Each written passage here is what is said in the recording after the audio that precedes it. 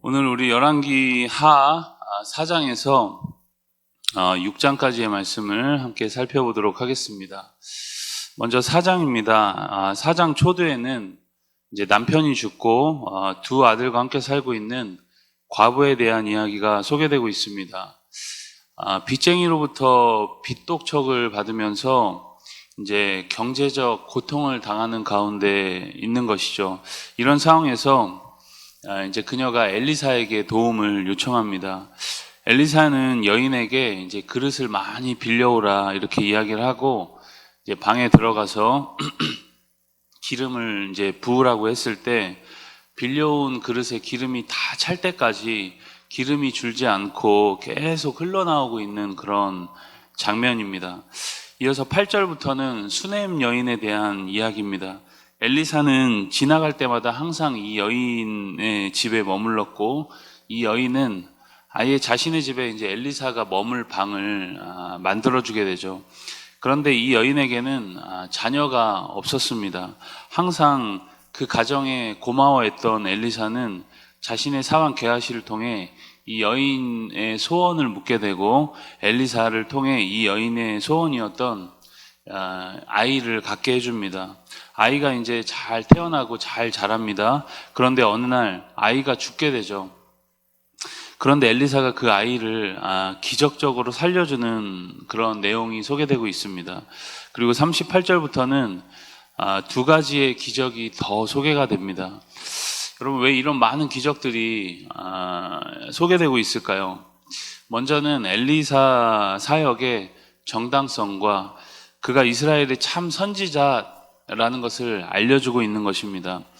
그로 인해서 이제 타락한 시대이지만 그럼에도 하나님을 의지하고 바라보는 이들에게 이제 긍휼과 은혜가 끊이지 않는다는 메시지를 주기 위함이었던 것입니다. 5장으로 가시면 아람의 군대 장관 이제 나아만에 대한 이야기가 소개되고 있습니다. 우리가 잘 아는 사람이죠. 이 사람은 애석하게도 문둥병 환자였습니다. 그런데 그 집안에 한 여종이 이 문둥병 치료를 위해서 그의 아내를 통해서 그에게 엘리사를 소개했고, 나아만은 이제 지푸라기라도 잡는 심정으로 엘리사에게 가서 자신의 문둥병을 고쳐보려고 합니다. 이 많은 답례품, 고침받고 나면 많은 답례품까지 이제 주려고 정말 많은 답례품까지 이제 챙겨서 가져가죠.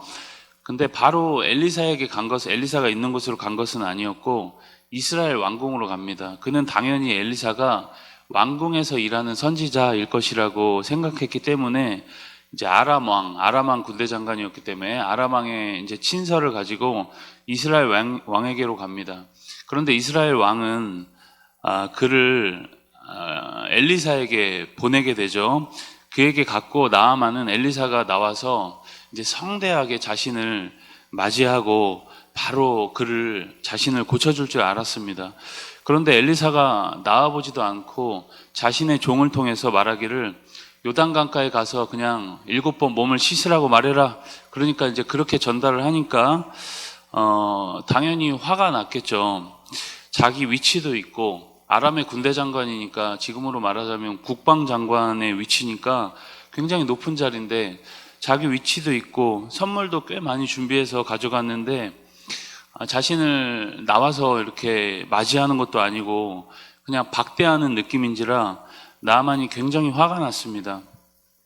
그럼에도 불구하고 여차저차 요단강 강가에 가게 됐고 가서 이제 몸을 씻고 나음을 받게 되죠.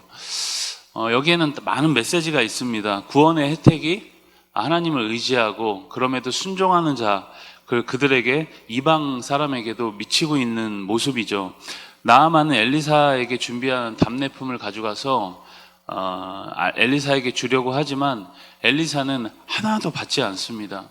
말 그대로 그 고침은 하나님의 은혜였기 때문입니다. 혹시 뭐라도 받게 되면 나아만은 자신이 고침받은 것에 대해서 잘못된 왜곡된 인식을 가질 수 있었기 때문에 엘리사는 그것이 오직 하나님의 은혜입니다 라는 것을 설명하기 위해서 전혀 아무것도 받지 않게 되죠. 혹시 여러분 뭘 받았다면 나아만이 그냥 이방의 우상 정도로 하나님을 생각할 수 있었기 때문입니다. 그래서 그를 그냥 보냅니다. 그런데 후에 그의 종 게하시가 돈에 눈이 멀어가지고 그 나아만을 쫓아가서 돈을 받다가 엘리사에게 발각이 됩니다. 엘리사가 게하시를 심하게 책망했고 사왕 게하시는 오히려 자신이 문둥병에 걸리게 됩니다. 그것이 이제 5장의 내용입니다. 6장으로 가시면 엘리사의 제자들이 이제 요단강에서 나무를 베다가 이제 빌려온 새도끼를 물에 빠뜨리게 되죠. 그들은 엘리사에게 도움을 요청합니다. 엘리사는 한 나뭇가지를 베어서 물에 던집니다. 그 결과 새도끼가 떠오르게 됩니다. 여러분, 도끼가 물에 떠오를 수가 없죠. 그런데 새도끼가 떠올라서 기적적으로 이 도끼를 찾게 됩니다. 8절부터 23절까지는 엘리사를 통해 이스라엘이 이제 아람 군대를 물리치는 그런 이야기가 소개되고 있습니다. 하나님은 엘리사에게 아람의 전략을 다 알려주십니다. 전쟁에 있어서 여러분 가장 중요한 것이 무엇이죠? 이제 전략이죠. 전략이 노출되면 전쟁은 절대 이길 수 없습니다. 그런데 엘리사가 이 전략을 하나님께로부터 밝히 계시받고 이스라엘에 알려주니까 이스라엘이 계속 이기게 되죠. 아람은 이 일이 엘리사로부터 이루어진 일인 것을 알고 그 엘리사를 잡으려고 합니다. 병거와 중무장한 군대를 보내서 엘리사가 있는 성읍을 포위합니다. 게하시는 아침에 자신의 그 성읍이 포위된 모습을 보고 놀라죠. 엘리사는 게하시의 눈을 열어서 보이지 않는 실체를 이 게하시가 볼 수 있도록 해달라고 기도합니다. 실제 그의 눈에 불말과 불수레가 가득한 것을 봅니다. 이어서 아람 군대가 엘리사를 잡으러 이제 내려오게 되죠. 그러나 엘리사의 기도로 그들의 눈이 다 멀어버립니다. 이런 기적으로 그들을 쉽게 물리치게 되죠. 24절부터는 아람이 사마리아 성읍을 포위한 이야기입니다. 오랜 시간 이제 성읍 밖으로 출입을 못하니까 성 안에 먹을 것이 점점 고갈되고 이런 상황 속에서 물가는 치솟게 됩니다. 그 안에 사람들이 극심한 기아에 처하게 되고 이런 상황에서 인간이 얼마나 밑바닥으로 내려갈 수 있는지를 보여줍니다. 엄마가 자신의 이제 아이를 잡아먹는 일까지 발생하게 되죠. 이스라엘 왕은 이것을 엘리사의 책임으로 돌립니다. 전에 엘리사가 사마리아 성 안에 조용히 끌려온 아람 군대를 잘 먹여서 돌려보내라고 하는 바람에 지금 그들이 살아서 이스라엘을 괴롭게 하는 것이라고 생각하는 거죠. 모든 책임을 엘리사에게 전가합니다. 이 일로 여러분 왕이 보낸 사자들과 이제 엘리사가 만난 장면으로 6장이 마무리가 됩니다. 여러분 어떻습니까? 지금 이스라엘의 영적 상태가 듣기만 해도 그냥 상상을 초월하고 굉장히 망가져 있고 하나님의 일하시는 손길은 전혀 보지 못하고 그들의 행위는 설명할 수 없을 정도로 아무리 여러분 어려워도 부모가 자녀를 삶아먹는 일이 여러분 어찌 성경에 소개될 정도로 굉장히 부패한 일들이 행해지고 있습니다. 그럼에도 이러한 시대에 하나님의 뜻을 그 땅에 실현시키는 엘리사의 모습이 강조되어서 나타나고 있는 겁니다. 오늘 우리 삶에도 여러분 정말 설명하기 정말 힘든 그런 어렵고 설명하기조차도 말하기도 어려운 그런 죄악이 있고 더러운 정욕이 우리를 애워싸지만 그럼에도 하나님은 당신의 선하신 사역을 오늘도 멈추지 않고 우리 가운데 이루어가고 계신다는 겁니다.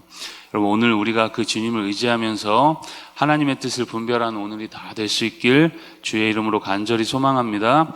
우리 열왕기하 4장에서 6장까지의 말씀을 경청합니다. 주의 말씀은 내 발의 등이요 내 길의 빛이니이다.